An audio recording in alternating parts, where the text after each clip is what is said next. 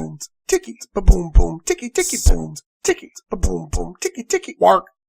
Welcome, welcome, ladies and gentlemen of the narcissistic kiddie pool that is the internet. I am Eric the Penguin, your fast-talking Antarctic chill master P.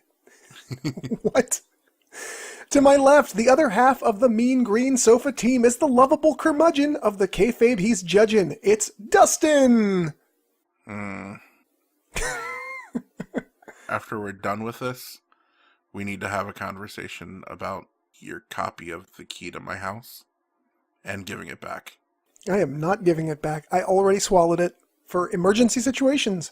How? Okay.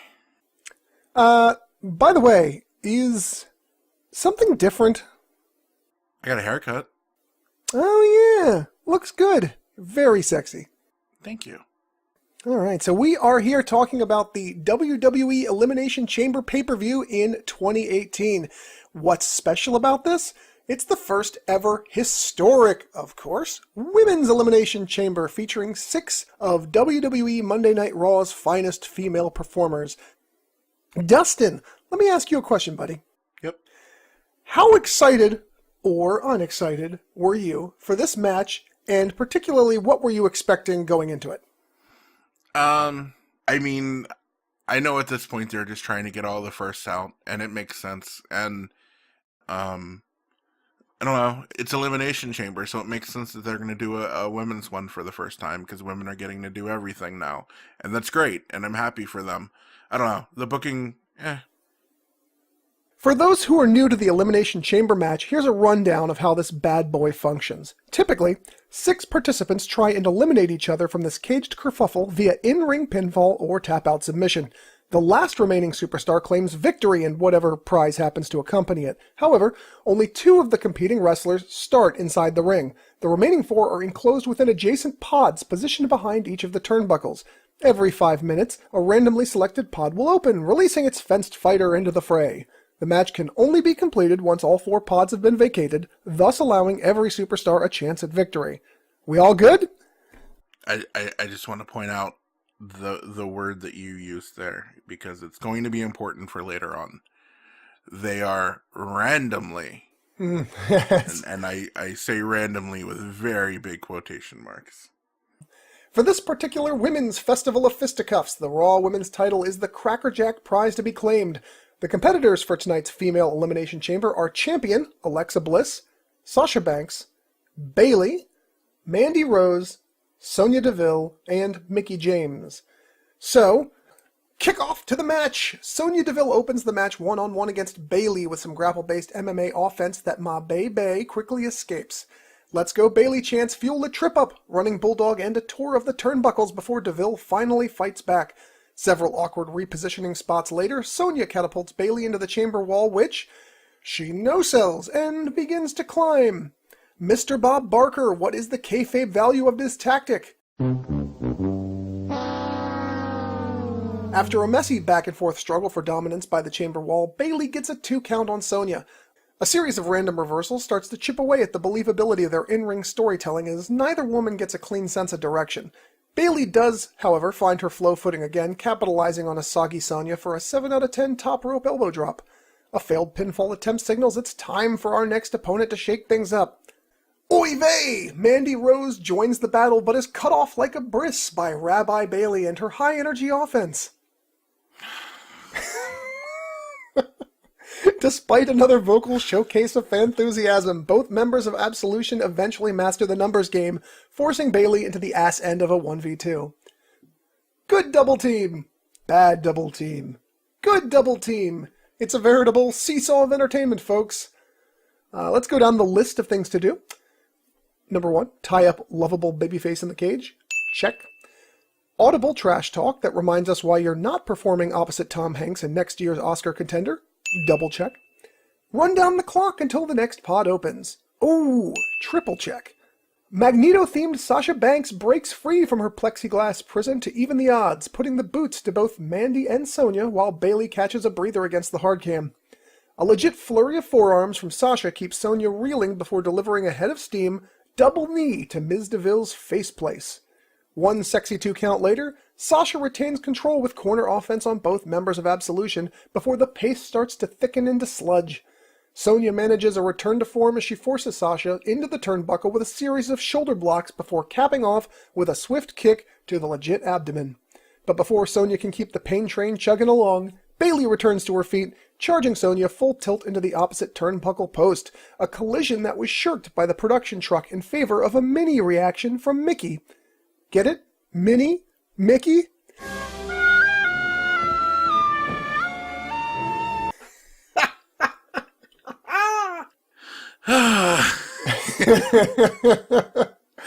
What did I sign up for? Bayley and Sasha work their team-up offense by double hip-tossing Sonya into the chamber wall before delivering her back into the ring between the ropes. Meanwhile, Mandy waits off-camera for her cue to kickstart her spear delivery service. Now focusing on Sasha, Mandy takes the fight back to the ring, ignoring an opportunity for a potential pinfall under the guise that her next maneuver will not be reversed. Oh, should have taken door number 1. Sasha ducks a big boot, lands a double knee backbreaker that rolls through into a successful bank statement, causing Mandy to give in. Mandy Rose is out first in the Elimination Chamber. Also, Mandy Rose was out first in the Royal Rumble. Bullshit, of course, because we all know that Sonya Deville is truly the first one out. You go, girl. Upon Mandy's walk of shame, the countdown timer is activated, reminding us that we have 2 caged animals left ready to pounce. Who will it be? Mickie James comes out in full force with a forearm to Bayley, Fez press to Sasha, and additional forearms to Bayley before frantically ducking a Sasha swipe, curving the momentum into a beautiful spinning heel kick. Cockety-pow, it connects. Mickie off the ropes with a double clothesline to the Boss and Hug connection as Sonya conserves energy selling in the far corner. A few reversed pin attempts precede Bayley taking a strong-looking, well-timed neckbreaker from Ms. James in the middle of the ring. Faceplant, kip up, and knock knock. Who's there? It's Sonya. Sonya who? Sonya better listen to your mother. I am so awesome. If I just ignore them, they'll go away, right? Just like your cravings for human flesh. On a side note, Chackety Pow was always my favorite sound effect from the Batman TV show. Cockety pow for the win. You heard it here first, ladies and gentlemen. No. You said Chackety Pow. I said cockety pow. You said Chackety Pow. I will check the recording and we will see who's right. I'll post it right on the camera. Okay. If you re-record yourself saying cockety pow, that's a foul. I will not. I will keep it legit. Curving the momentum into a beautiful spinning heel kick. Cockety pow, it connects. Break it down! It is about here that I realize how much I genuinely dislike the push your opponent into the cage spot. The chamber wall is lined with linked chains that gently give way to any momentum thrusted into them, thus softening the blow and undoing your tightly wound kayfabe construction. Absolutely shatters the fourth wall of professional wrestling. Do not want. I think you agreed with that one, Dustin. Yeah, I definitely agree with that. Decent Hurricane Rana from Mickie to Sonya off the chamber wall before Mickie is compelled by the spirit of King Kong to climb the chains for, I don't know, a reason? Sasha jumps in to pull Mickie down but eats a stiff kick to the neck and hits the floor while a desperate Bayley tries to keep the Powhatan Native American grounded. Mickie eventually succeeds in getting to the top of one of the corner pods, asserts dominance with a primal scream in which the attending crowd are happy to respond before recklessly delivering a high-flying Fez press to Sonya Deville. And after only 3 seconds, Sonya's championship future looks a little worse for wear. Celebration short-lived, however, since Mickie gets up to immediately chew a double knee backbreaker, then swallow a Bayley to belly before digesting her 3-count elimination at the hands of the hugger. In the immortal words of Samuel L. Jackson, Go fuck to sleep. Bayley and Sasha patiently catch their breath while a worried Alexa Bliss watches on from her soon-to-be unlocked chamber pod. It's only a matter of time. After the almighty 10-second countdown, Alexa performs an amusing spot where she immediately closes the pod door once it opens with a "fuck that" look scribbled across her face. When the obvious failure of this plan hits home, Alexa takes off for the chamber wall and frantically climbs upward, barely kicking off her pursuance. The scenario sparks Super Mario World flashbacks as the trio of contestants shimmy across the chains in a chase scene that would bring a proud tear to the eyes of both Smokey and the Bandit. Alexa, finally sandwiched by her nemesis, tries for an X3 The Last Stand atop one of the pods before being leveled by Sasha Banks. Surprisingly, or not surprisingly, in a Mufasa-level move, Sasha pretends to help Bayley up to the pod before furiously striking her down. The Ally McHeel turn is Ally McReal turn. Listen, I don't really know where I was going with that. By the way, as a Richmond native, which is where Mickie James is from, and also living right by where the tribe was from, it's Powhatan, not Powhatan. Ah, my apologies. I will have it corrected in surgery. The crowd respond vocally with crashing boos before the smarks in attendance break into a yes chant. Sasha's true home is on the other side of the tracks, and I for one am happy to see her step over the rails. The match is officially now a three-way dance since all bets are off between the now feuding Sasha and Bayley. While Sasha attempts to corner a downed Miss Bliss, Bayley bolts in at lightning speed, clipping the legit boss from behind, dropping her like a burgundy bombshell. Alexa is quick to attempt capitalizing on the crumbling friendship with countless strikes, chokes, and a few pinfall attempts, but considering she's been in this match a solid 25 minutes at this point, Bayley manages to impressively keep afloat. More intervening from Sasha keeps Bayley from being able to wrangle a solid offensive momentum, and so the two continue to let their anger haunt their championship dreams. Alexa, back on her feet, superplexes a stunned Bayley from the top rope while Sasha slowly recovers from a tree of woe to deliver what Michael Cole calls a frog splash to Bayley. 2 count fall and the trio spin their wheels and the clock, getting to their feet. A quick series of reverse move ends when Bayley delivers a top rope Bayley to belly suplex to Sasha. Then, wait, what? Alexa scuttles over, rolls up Bayley, and gets the 3 count? Yep, that's what happened. Bayley delivers a super version of her finisher and then gets pinned. Sasha and Alexa continue on as Bayley inches out. With Sasha still grounded, Alexa goes for a twisted bliss, but Sasha raises her knees, countering the finisher and buying herself some time. Sasha crumples Alexa on the ground with some knee strikes, but the fallen Bliss regains control by catching Sasha in the chains of the chamber wall, allowing for a crippling blow to knock the legit boss out cold. Alexa takes the opportunity to climb to the top of the pod and hit an extremely dangerous, sky-high twisted bliss to Sasha on the outside, who counter-rolls it through for a bank statement, popping the crowd with excitement. Nice. After a failed attempt at the submission, the two end up back in the ring with Sasha climbing the turnbuckle looking for a high-risk payoff, only to be booty-bounced by Alexa into the pod, knocking her into prime position to receive a spiked DDT from the corner, ending in a 3 count and a solid victory for Alexa Bliss, who is now set in stone for WrestleMania. Alexa Bliss delivers a teary-eyed babyface victory promo while the crowd chant, "You deserve it," then twists it into a heel promo, mocking everyone in attendance for not being as good as her and following their dreams to epic failure. Dustin! I'm glad to see that in WWE, every now and then, the right person can win, and everyone can go home happy and celebrating that the hero won at the end of the day, triumphed over the insurmountable odds of the sad situation that is Bayley and her awful, terrible friend, Sasha. They have nothing that they can do in a world in which the goddess is running Raw. In a world where Dustin is delusional enough to believe that Alexa Bliss is a babyface instead of a rusting bitch face. Correct me if I'm wrong, but until the turn in that promo, that was the best babyface women's promo we've seen on Raw in a long time, with the possible exception of Ronda Rousey. Well, I wouldn't go that far. Well, she's not a good promo, but the emotion she's shown recently has been endearing, even if her words weren't. Clearly, goddess of the WWE. Mm-hmm.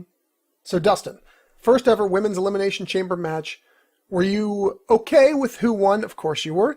And were you okay with how we got there? Yeah. Fundamentally, it was a good match. I thought the overall booking in the sense of who came in when to the match and who left when they did, like those decisions, I found really lackluster. That's why I brought up earlier I wanted to emphasize the word randomly, because weeks ago I was sitting there thinking, okay, well, what would the most likely way to book this match be? in my mind, I thought they're going to do Bayley and they're going to do one of the members of Absolution. Because Bayley can go, and so she can be in there for a while. I knew that the first one out of a pod would be the other member of Absolution, because they had to book Bayley as the underdog. I don't quite like that booking anymore. Bayley's a multiple-time women's champion. She can't be an underdog anymore. I knew Sasha would come out next to even the odds and probably get rid of a member of Absolution, and then I thought it would be Sasha and Bayley teaming up against Alexa with Mickey still in the pod, and Mickey coming out to Alexa in trouble and having that sort of, is she going to help Alexa or isn't she? Because in the build to the match, they were playing up whether or not Mickey and Alexa would actually work together. So instead to have Mickey eliminated before Alexa could even be in there and interact with her, I thought was a strange decision. And so that did throw me off. If I can sit down and figure out the order, they need to go, okay, this is the obvious order people are going to expect, and change something to preserve the kayfabe of random. And so that let me down. But overall, I thought the match was pretty good. Let me give it a 6 out of 10. Like I said, I think it could have been booked better building up to the match. The sort of macro booking of who comes out of a pod when, and the sort of overall storytelling could have been done better. But when it came to the actual match, with the exception of kind of a slow beginning, I thought everything was really good. They had some nice spots, no real noticeable botches. I thought it was a pretty good match. I did not like Bayley's elimination from the match. Bayley being eliminated, believe it or not, I was okay with, despite my absolute endearing love with her, because I don't believe she's ready to be champion again yet. She has to go through a little more, and I don't think she'll be ready for at least another year.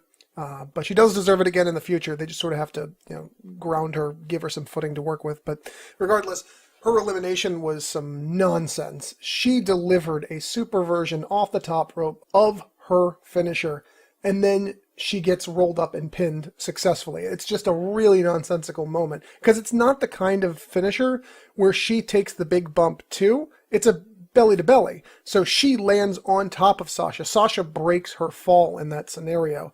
It just really doesn't work. And if they wanted to pull the spot that heel Alexa slides in and capitalizes on them trying to rub each other out, that sounded way too sexual. Let me try again. If Alexa wants to scuttle in and try to capitalize on the two of them, knocking each other around, then that's fine. They could have just had Sasha superplex Bayley, and then Sasha could have sold from, obviously taking that part of the superplex, and Alexa could have scuttled in and taken the 3 count. So it's really weird that it came from Bayley successfully hitting her finisher in a powerful moment to her being, it just really was out of left field. But to summarize my thoughts, Bayley, I thought, looked very strong. She was the Iron Woman of the match, lasted the longest. I liked Sasha's aggression. Her coming out as a heel or moving toward that direction is the right move. I'm glad Alexa retained. She is great. She's a great heel, both in terms of in-ring and promo cutting. I agree. Her end-of-match promo was fantastic. Like I said, hate Bayley's elimination spot. It's just nonsense. The match did keep a good pace and a great moment-to-moment for the most part. A few sluggish moments, but overall I thought it moved particularly well. It was much better than the Women's Rumble, to be absolutely fair. And overall I'm happy with it. I'm going to give it an 8 out of 10. Moving on! Nia Jax versus Asuka. A test of strength opens this contest as Nia quickly pushes Asuka to the canvas. After a no-sell pop-up, Asuka delivers a fast-paced series of offensive attacks that Nia shrugs off with ease. Asuka eventually slows down and reverses a chokeslam attempt from Jax with a spinning elbow before eating a headbutt, sending her to the corner. Asuka kicks a charging Nia, setting up for some back-and-forth head-to-turnbuckle meet-and-greets.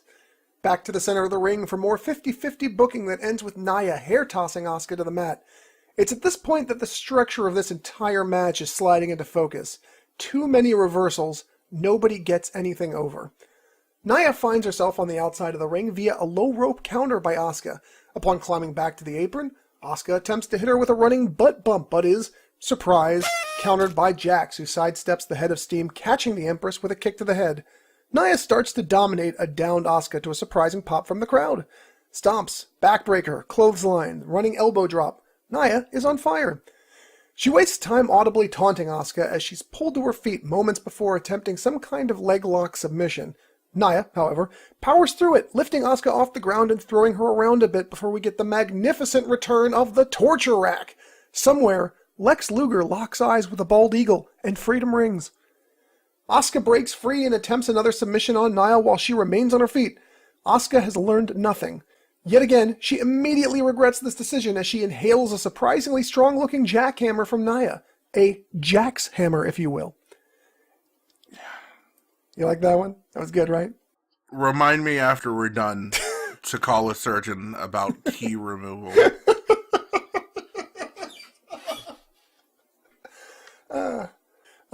Is this the theme of the match? WCW finishers. I sure hope we get to see a Scorpion Deathlock. Asuka manages to stop this forceful offense with a well-timed jawbreaker, giving her the moment she needs to land some kicks to Nia, who now struggles on one knee. Despite gaining a bit of momentum, it's all for naught as running something or other is reversed into a Samoan drop. Back to her feet like a flash, Asuka moves out of the way of a running leg drop, then delivers a short drop kick, followed by a pinfall attempt. Only a 2 count though, as she sets up for another deluge of strikes.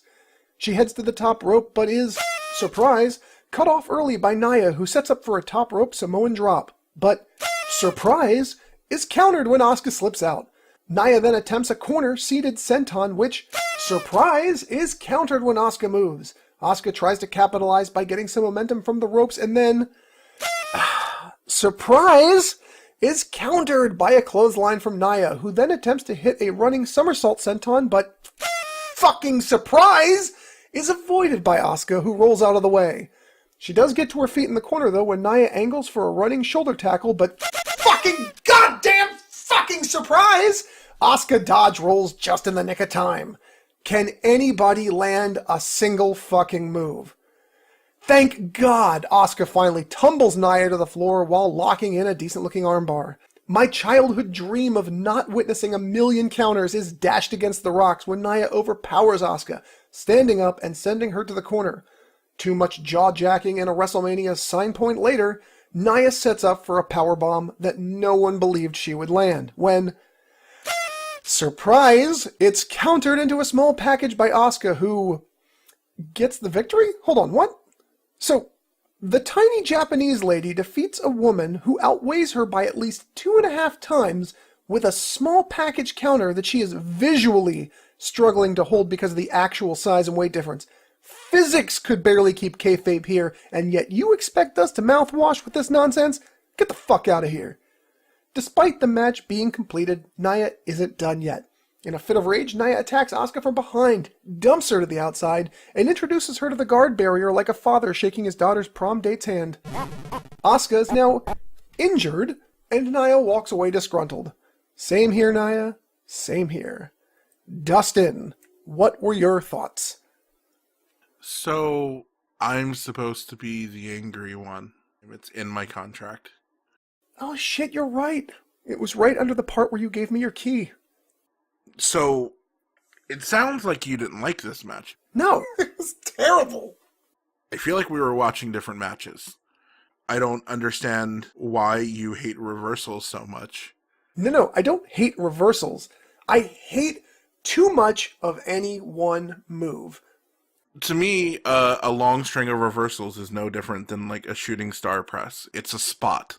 It's supposed to be something that pulls the crowd in and gets them excited. I mean, sure, I guess it could be overdone if the entire match was that way, fine, but... It was. I don't know if I communicated that properly, and that might be my fault, but I only used that one example specifically to tell the joke, to have the surprise thing, but the whole match was littered with them, so I'll have a final run. I don't know what that count is right now, but I'll have one for the video. Gotcha.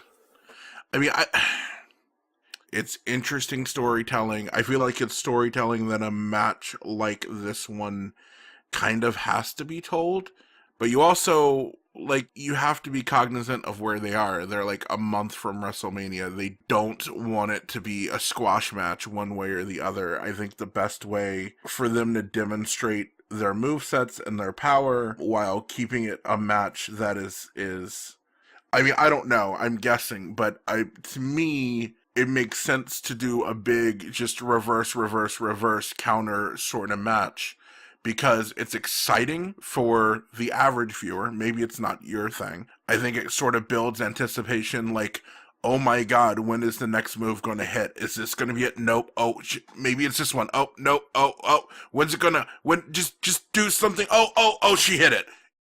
So what I'm trying to point out is the storytelling in ring has no weight. By that I mean when everybody's doing nothing but reversals and nothing coordinated actually lands, it takes away a lot of force behind the match, a lot of depth. It's the difference between eating an entire meal and just having a bowl of ketchup, you know? It's not that there's anything wrong with ketchup, and not that there's anything wrong with ketchup in your meal, but if that's all you've got, then there's no substance, and as a result, the match feels empty, and more so than anything, it feels like a missed opportunity. I think Asuka and Nia are both better than that, and I think they're both more entertaining than that, and especially this close to Mania, I think they deserved better storytelling than that. So ultimately, it's not so much that there's a problem with them, or there's a problem with reversals, or there's a problem with the position in the calendar. It's just that at this point, it was a gigantic letdown considering the talent level of everybody involved and what they're setting up for. Okay. I get that. I mean, to me, when I see a bunch of reversals, I take it as them trying to tell us, look how closely matched these two are. And I felt like that was the right story to be telling. I mean, I take your points. I don't agree. That's fair. So what would you give it out of 10? I thought it was great. I'm torn as to whether this or the men's Elimination Chamber match was the better match. I think this was probably the match of the night for me. I'm going to say an 8 out of 10. Based on how long we've been doing this now and how long we've been talking wrestling, what do you think I gave this match?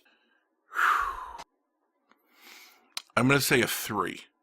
Ah, very good. Yeah, 3 out of 10. I didn't give it like a 1 because, yes, these two women are talented, and the match wasn't boring, and nobody came out injured, no big botches. So all of that is a positive and earns at some point. And plus, it wasn't super long, so it didn't, overstay its welcome. So those are the reasons why it didn't go all the way into a 1. But yeah, 3 out of 10. Not great at all. There's clearly something very different about the penguin brain. There is. It used to be much better off until this one time I accidentally swallowed a key, and ever since then I have been really sick. Ah, the running jokes. I love it. All right, so next on the docket is the Ronda Rousey contract signing. First out is Kurt Angle, escorted by a tsunami of "You Suck" sing-along before making way for Triple H and Stephanie, who come to the ring together. A wordy introduction from the Helmsleys announce Ronda Rousey as the main attraction of this segment just before she comes to the ring with her UFC entrance music, Bad Reputation by Joan Jett. The segment goes out of its fucking way to let us know that babyface Rousey wants no preferential treatment in her WWE contract and instead prefers to be treated as an equal member of the women's roster. Should have added a rider that says no shitty booking then. Ronda, teary-eyed, seems legitimately happy to be in the WWE, so much that her promo is actually suffering for it. Collect yourself, Ronda, please, for the sake of the kittens. Eventually, Kurt Angle leaks that the reason Ronda was invited to WWE was so the Helmsleys could get a chance at revenge for the shenanigans back at WrestleMania 31. One Oscar-worthy performance later, and Ronda sends Triple H through the contract table before answering to Stephanie's "Who do you think you are?" growling with a ham-fisted stare-down, and finally, the actual contract signing. Dustin, thoughts? I'm so in on Ronda. I liked her before she came. I wasn't sure about her coming into the WWE. I didn't want her to get the Brock treatment. Well, at least they're claiming she's not going to. She claims she's going to be full-time. We'll see once she actually gets into the ring. I'll be really interested to see if she does the house show circuit. If she does that, she's good in my book. But I'm all in, man. Just looking at her eyes, to me, and maybe I'm just a huge mark. Wait, I am a huge mark. But just looking at her eyes in the beginning, she was so excited to be there.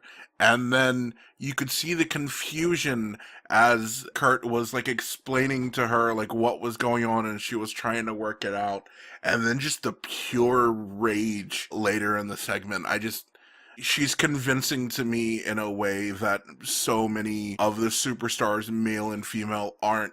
You can see her emotion so well. It doesn't have to be explained.